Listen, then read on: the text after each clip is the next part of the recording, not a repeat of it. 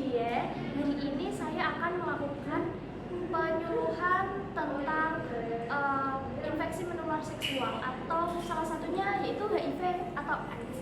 Sebelumnya Mbak Dia berkenan saya lakukan penyuluhan hari ini. Baik, saya mulai ya. Sebelumnya Mbak Dia sudah tahu belum tentang HIV atau AIDS itu? Baik, saya akan jelaskan ya. HIV atau Human Immunodeficiency Virus adalah sejenis virus yang menyerang sistem kekebalan tubuh manusia dan dapat menimbulkan AIDS. HIV menyerang salah satu jenis dari sel darah putih yang bertugas menangkal infeksi. Jadi kalau terkena HIV itu mudah terserang infeksi-infeksi seperti batuk seperti itu ya. Terus AIDS adalah singkatan dari Acquired Immunodeficiency Syndrome yang berarti kumpulan gejala atau sindroma akibat menurunnya kekebalan tubuh yang diserang virus tersebut tadi. Selanjutnya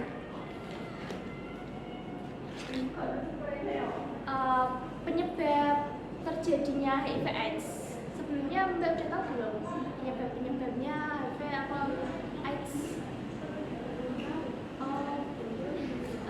Penyebab HIV atau AIDS sendiri adalah infeksi oleh virus HIV yang menyerang sistem kekebalan tubuh sehingga sel-sel pertahanan tubuh makin lama makin banyak yang rusak.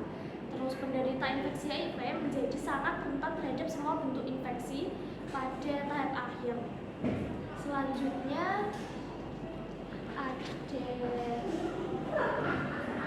tanda dan gejala pada orang yang terkena HIV atau AIDS. Seseorang mungkin akan menjadi sakit dengan gejala-gejala seperti flu, demam, terus lemah lesu, sendi-sendinya rasanya perih, batuk, nyeri tenggorokan. Pokoknya orang yang terkena HIV atau AIDS itu mudah sekali terkena penyakit.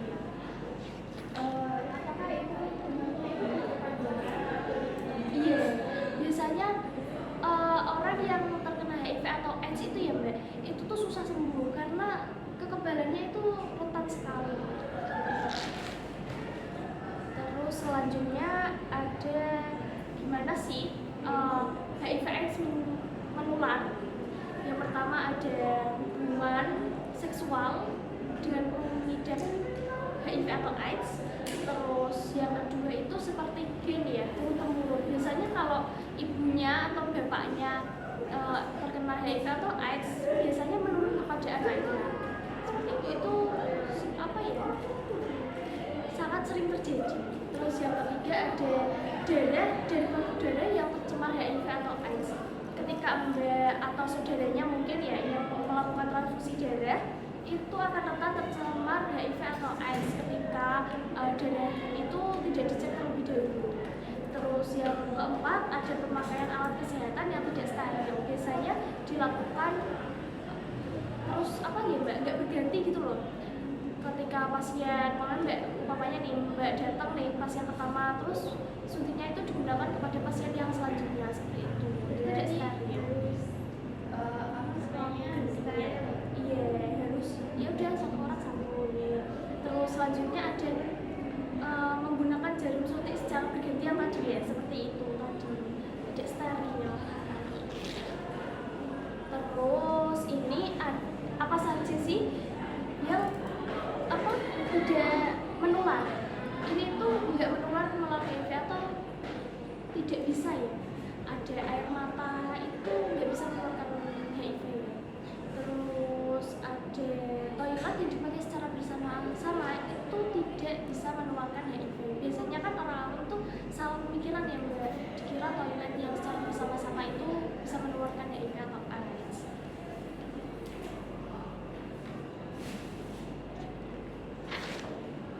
Selanjutnya ada pencegahan HIV atau AIDS. Biasanya mencegah HIV atau AIDS itu kadang ketika mau menikah itu pasangan calon suami istri itu dicek terlebih dahulu apakah salah satu ada yang sudah terinfeksi HIV atau AIDS belum, seperti itu.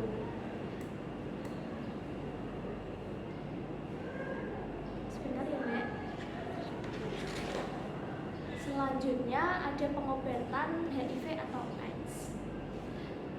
Sebelumnya Mbak sudah tahu belum kalau HIV itu bisa disembuhin? Belum tahu. Iya. HIV atau AIDS itu sebenarnya bisa disembuhin atau ditekan virusnya ya Mbak, biar tidak menyebar dengan obat-obat antiretroviral, yaitu ARV atau obat yang digunakan untuk mengobati infeksi HIV. Obat ini tidak bisa membunuh HIV sebenarnya, tapi memperlambat pertumbuhan virus atau HIV ini. Terus ada obat yang digunakan oleh penderita HIV itu harus diminum seumur hidup, seperti setiap hari, tidak boleh bolong sehari pun. Terus ada pun efek samping pengobatan HIV, yaitu bisa kelelahan, mual, terus ruam pada kulit, diare, terus seperti menggemuk, seperti itu. Sebelumnya apa sudah jelas Mbak? Ada pertanyaan? Kita kan tidak tahu kan, seperti keluarga kita atau orang terdekat kita itu terkena HIV atau AIDS. Bagaimana sih cara supaya kita agar tidak tertular? Jadi ini Mbak Dia, kadang orang yang terkena HIV atau AIDS itu malu untuk mengatakan kepada orang kalau dia itu terkena penyakit ya. Jadi kita itu harus menghindari dari apa yang saya sebutkan tadi sebelumnya ya, seperti tadi tidak memakai hidup bersama. Terus kadang apa ya Mbak, kita kan tahu kalau ibu atau bapak itu terjangkit HIV, lah itu anaknya itu pasti kan terjangkit. Kita bisa menghindari itu kalau ada apa-apa atau cairan atau darah yang dari orang tersebut, seperti itu Mbak.